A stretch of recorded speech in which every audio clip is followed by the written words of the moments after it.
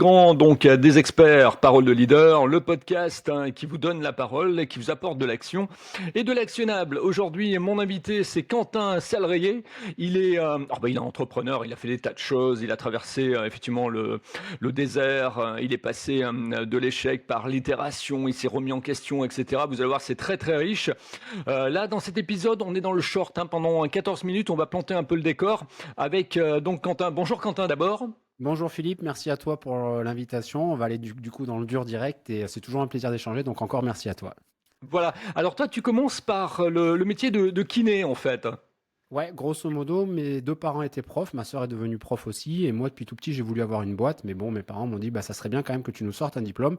Et la première de ma classe en terminale, elle a fait kiné, donc je me suis dit ça doit pas être mal, et voilà comment j'en suis arrivé à faire kiné.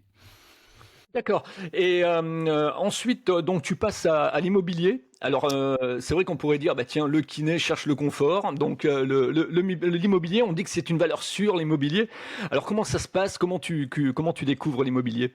Alors, grosso modo, j'ai eu mon diplôme assez tôt, à 22 ans, et j'ai monté mon cabinet à 23, 24 ans, je dirais plutôt.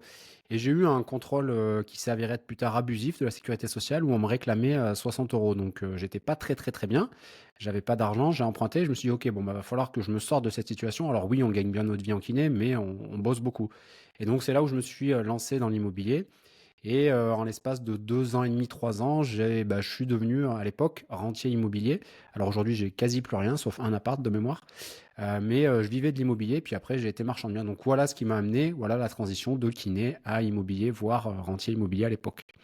Alors c'est vrai que dans le deuxième épisode, on parlera justement de cette période de l'immobilier immobilière où justement t'achetais par lot quoi. T'étais Ouais. t'étais un gourmand de l'immobilier quoi. Voilà. Et puis après bon il y a eu la chute, mais ça ce sera le teaser. C'est pour effectivement les gens qui découvriront la partie 2. Alors justement t'as été marchand de biens. Tu nous le disais. C'est quoi en fait marchand de biens pour les gens qui nous écoutent?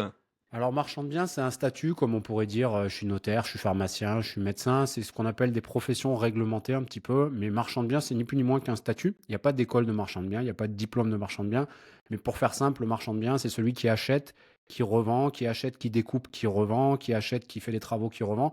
C'est pas péjoratif le terme, mais c'est quelqu'un qui va spéculer sur l'immobilier. Donc moi, mon boulot, c'était d'acheter, revendre plus cher ou d'acheter faire des travaux, revendre. Mais c'est pas agent immobilier. Alors on n'est pas transactionnaire, c'est vraiment nous qui achetons en nom propre, enfin en société, et ensuite on revend. C'est ça le métier de marchand de biens en fait. Ouais, si on devait faire une petite corrélation, on pourrait dire un peu comme un antiquaire, quoi. C'est-à-dire qu'il achète des petites choses, il les retape et puis ensuite il les revend avec une plus-value, quoi. Exactement, c'est du trading comme un antiquaire. L'antiquaire il fait du trading de meubles, bah, nous on faisait du trading d'immeubles. D'accord. Et puis alors après, tu enchaînes donc sur Internet avec Infopreneur. Alors C'est les ça. infopreneurs, c'est vrai que c'est une drôle d'école parce que il y en a effectivement qui ont commencé en copiant en fait les marketeurs américains, quoi. Ouais. Alors grosso modo, bah, j'ai été kiné, après j'ai été rentier immobilier, après j'ai été marchand de biens. Et donc à cette époque, bon, on en parlera sûrement dans la partie longue, mais c'était un peu je suis le plus beau, je suis le plus fort. Donc j'ai pris la parole sur les réseaux sociaux en montrant regardez tout ce que je fais, regardez comment je suis beau, regardez comment je suis fort, etc. Et j'en suis arrivé à devenir infopreneur parce que les gens me demandaient des conseils en immobilier, etc. Donc j'ai fait alors pas beaucoup de formation, beaucoup d'accompagnement. D'ailleurs, on pourra en parler. Pour moi, la formation, il y a peu d'intérêt. Ça donne pas beaucoup de résultats, la formation avec de l'accompagnement, beaucoup plus. Mais oui, j'en suis arrivé du coup à faire de l'accompagnement. Alors, j'aime pas le mot coach parce que c'est mis à toutes les sauces, mais un petit peu coach en immobilier à l'époque. Et c'était au tout début des formations un petit peu et des formations surtout en immobilier. Bon, alors maintenant, des formations en immobilier, il doit y en avoir des dizaines, voire même peut-être même des centaines. Mais ouais, voilà comment j'en suis arrivé à faire ça également aussi. Et tu avais un mentor, tu suivais en fait du contenu américain pour pouvoir effectivement te caler, trouver ta voie, ton mindset comme ils disent? Ouais, non, alors dans le business, j'ai rarement eu des associés, j'ai rarement eu des coachs, rarement eu des mentors. Et parfois, je me dis, il faudrait que je trouve un mastermind, un coach, un mentor, quelqu'un. Mais j'ai jamais vraiment trouvé. Alors aujourd'hui, je consomme beaucoup de contenu américain. Mais à l'époque, en fait, ça va paraître bête, mais c'était un ni plus ni moins que du bon sens. En fait, je me suis dit, ok, bon, bah, là, faut faire ça, là, faut faire ça, là, faut faire ça. Et donc, j'ai appris un petit peu moi-même. Alors, bien évidemment, j'ai lu des bouquins, j'ai consommé du contenu, mais pas de mentor particulier. Aujourd'hui, par exemple, je pourrais recommander des livres ou des personnes à suivre, et j'en fais même parfois des résumés en français. Mais à l'époque, non, pas à l'époque. D'accord. Et après, c'est la période Covid. Après, ça a été là, oui, alors c'est un petit poil plus après, mais oui, oui, période Covid plus changement des lois fiscales en immobilier. Et donc là, c'est grosse chute, gros burn-out, grosse dépression, où je suis passé du plus beau, plus fort qui réussit tout à OK, je me remets en question. Et c'est là où j'ai un petit peu, pour moi, démarré vraiment ma vraie vie, où j'ai dit, bon, maintenant, kiné, j'arrête. L'immobilier, j'ai toujours dit à mes amis, l'immobilier, je fais ça, mais ça me plaît pas. Ils disaient, mais c'est pas possible que tu en fasses autant alors que ça te plaît pas. Je dis, non, non, moi, ça me plaît pas. Je fais ça pour l'argent. Et c'est pas mauvais de dire qu'on fait les choses pour l'argent, il faut juste l'accepter et le dire vraiment. Et donc là, j'ai dit, OK, je vends tout l'immobilier, je vends mon cabinet de kiné et maintenant, je fais ce qui me plaît vraiment. Et ça fait depuis 3-4 ans maintenant. Et bizarrement, depuis que je fais ce qui me plaît vraiment, ça marche beaucoup mieux. D'accord. Et alors ensuite, donc après cette chute, mentalement, tu le vis comment en fait cette traversée un petit peu du désert, cette reconversion? On peut parler de reconversion professionnelle pour les gens qui nous écoutent, qui sont en plein dedans, par exemple, et qui se cherchent un petit peu, voilà, qui ont été dans le salariat et qui ont envie de passer effectivement le cap à devenir entrepreneur? Ah oui, complètement. Moi, j'ai fait beaucoup d'exercices sur la connaissance de soi. J'ai pas eu de problème à me faire aider. J'ai été, alors, je peux le dire, disclaimer, c'est le changement vient de vous-même ou vient de nous-mêmes. C'est moi-même qui ai réussi. On peut se faire accompagner, mais si on n'a pas décidé, l'exemple que j'aime bien donner, c'est un des exemples un peu marquants, mais un tabagique, un alcoolique, s'il n'a pas décidé lui-même d'arrêter, on a beau faire ce qu'on veut, il ne changera jamais. Et donc, j'ai fait un petit peu d'hypnose, je me suis formé pas mal sur la connaissance de soi, etc. Et de fil en aiguille, un jour, j'ai eu un petit peu un déclic. C'est quand j'ai été voir en fait un psychiatre qui m'a filé des médicaments, ça m'a mis KO. Et là, je dis non, Quentin, là, maintenant, tu te reprends en main. J'ai balancé les médicaments dans une poubelle. D'ailleurs, pour la petite histoire, pendant un an, j'ai fait semblant de prendre les médicaments. Donc, si un jour le docteur m'écoute, Mehdi il se reconnaîtra, et ben, il rigolera. Mais voilà, pendant un an, j'ai fait semblant de prendre les médicaments et je me suis pris en main tout seul. Premier jour, on marche 5 minutes. Deuxième jour, on marche 10 minutes. Après un quart d'heure, 20 minutes. Et puis en un mois, c'était réglé. Mais oui, ça a été une période un petit peu d'introspection. C'est une période surtout qui m'a été très bénéfique parce que ça m'a permis de mettre mon ego de côté et de me dire, bah voilà, t'es pas un surhomme, t'es comme tout le monde et toi aussi, tu peux bien te casser la gueule. Et donc, c'est une phrase que j'adore maintenant dire, c'est euh, il faut être assez sûr de savoir qu'on peut tout réussir, mais être assez humble de savoir qu'on peut tout perdre ou tout recommencer de zéro assez rapidement. Mais oui, oui, c'est complètement une renaissance ou une reconversion, oui. Tout à fait, c'est le phénix qui renaît de ses cendres. C'est ça. Il avait Et bien cramé le phoenix, là.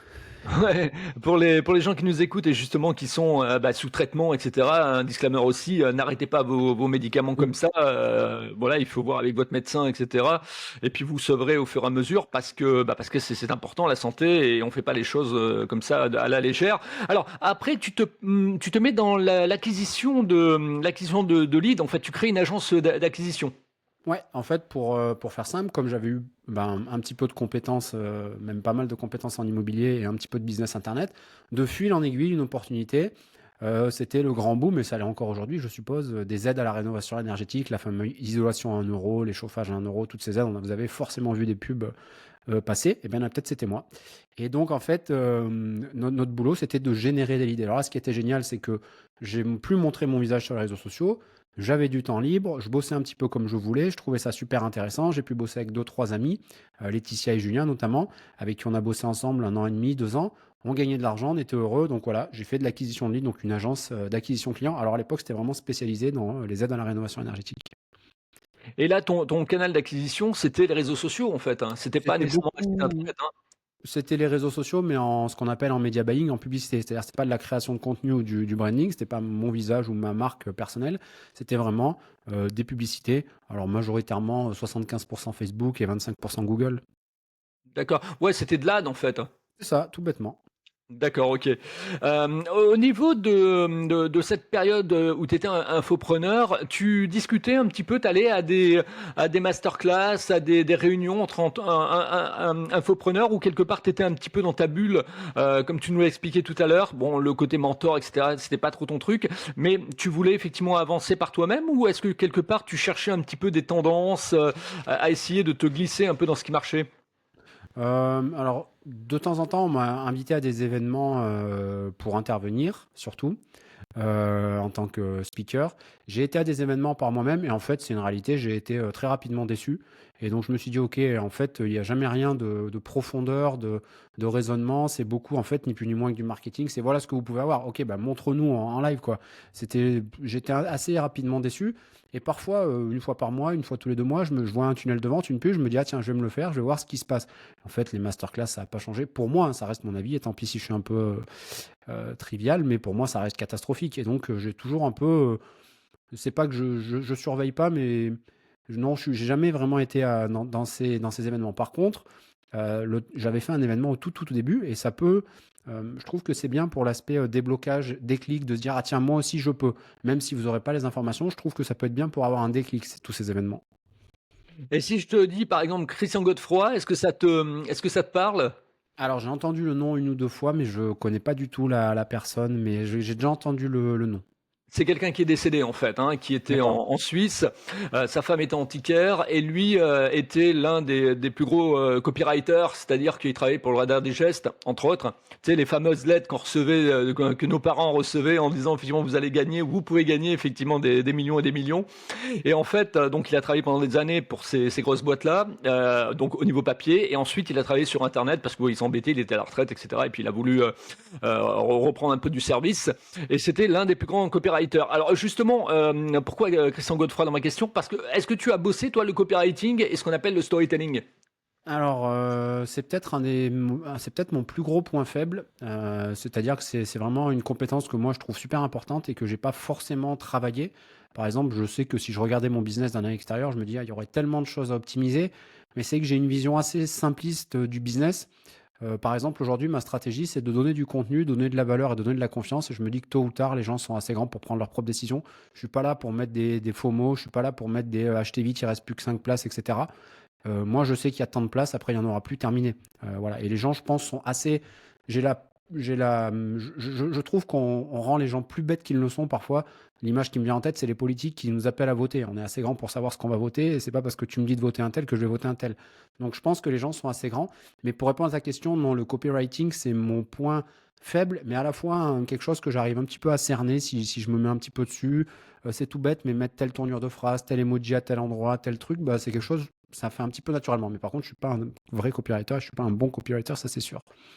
Oui, et puis bon, c'est vrai que le copywriting, ça permet de mettre de l'émotion, ça permet de créer de l'empathie, créer de la confiance, créer ce lien en fait. Et puis le storytelling, savoir raconter une histoire tous les jours, embarquer les gens, les faire voyager, etc. dans ton univers. Christian Godefroy était très très fort là-dessus. Au niveau de, je regarde le temps, au niveau de l'optimisation fiscale, Bon. ça a été ton cheval de bataille après. Justement, t'es revenu un peu un petit peu, alors pas au coaching, mais disons plus au consulting, on va dire, à aider les gens, les accompagner, leur donner un petit peu toi ce que tu avais connu quoi. Ah, ça a été une fois de plus par hasard. C'est pour ça que des fois on me dit qu'est-ce que tu vas faire dans 6 mois, 1 an, 10 ans. C'est dur à savoir parce que ça peut tellement varier. Mais moi, j'ai toujours optimisé ma fiscalité. Quand j'étais en kiné, je payais pas d'impôts. Quand j'étais en immobilier, je payais pas d'impôts. Après, quand j'ai eu mon agence d'acquisition client, je payais pas d'impôts, etc. Et une fois que j'ai un petit peu mis mon ego de côté et que j'ai développé l'agence d'acquisition client, là, j'ai repris la parole sur les réseaux sociaux. On en parlera sûrement parce que j'ai eu des retards de paiement avec l'agence d'acquisition client. Donc j'ai dit, bon, on arrête l'agence. Et c'était plutôt en mode partage. Donc j'ai parlé de beaucoup de choses, business, fiscalité, lecture rapide, apprentissage rapide, plein de choses. Et je me suis rendu compte que la fiscalité, ça intéressait des gens. Et en fait, je me suis dit, OK, bah, je vais faire des offres. Et après, je me suis dit, en fait, je vais faire l'offre que j'aurais aimé avoir. Donc c'est même plus que du consulting. C'est des offres done for you, c'est-à-dire on fait tout pour les gens. D'accord, ah ben ça tombe bien, on est pile dans le temps, il est 13 et 21 secondes. Donc c'était la partie short, hein, la partie 1 effectivement de cette interview avec donc Quentin. On va partir dans la partie 2, donc vous allez pouvoir nous suivre. Là maintenant, si vous voulez donc partager, republier, donner de la force effectivement à ce contenu, vous avez la possibilité aussi de commenter. Dites-nous en commentaire ce que vous avez vécu vous par rapport à votre parcours, ça me donnera certainement envie de vous interviewer également. Voilà, merci de nous avoir suivis et puis n'oubliez pas de vous abonner à ma chaîne et puis également à la chaîne de Quentin et également au réseau. Merci Quentin, à tout de suite. Avec plaisir.